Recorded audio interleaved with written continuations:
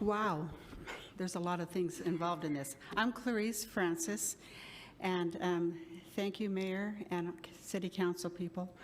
I want to start by saying I have a son who has extreme arthritis, and he has a lot of health issues, and he has a medical card for marijuana, and that is the only thing that has helped him with his pain level. He takes other pain medications, but they affect his liver more deeply. But marijuana somehow isn't affecting his liver as bad. So I'm not against this totally for medical purposes. And then to move on, we saw Guzman's group this morning, how healthy and strong those kids were. We saw what that company is doing for our community to help our people. We talked a little bit about the Juneteenth history.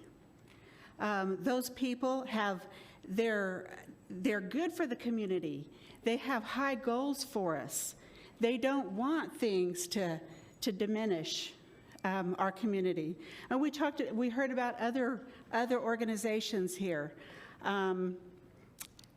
And it was mentioned that why didn't we bring up alcoholism? The alcohol businesses. I didn't hear it, otherwise I would have said something. And somebody else brought up the fact that, well, would we want a grocery store in the middle of our neighborhoods? There are big grocery stores already in our city, and that's not needed. There's also big cannabis buildings and companies and businesses in our city.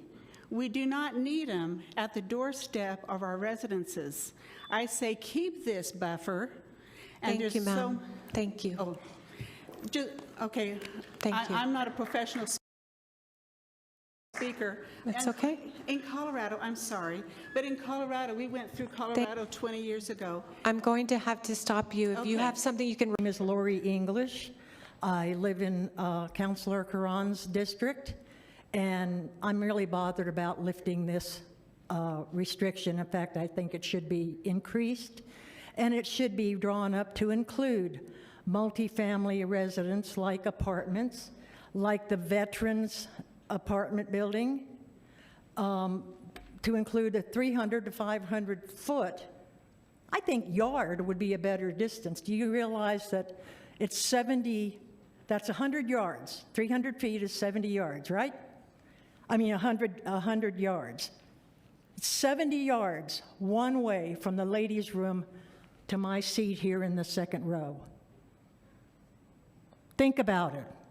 That's how close a cannabis dispensary can be to your home. Do you want your children exposed to this?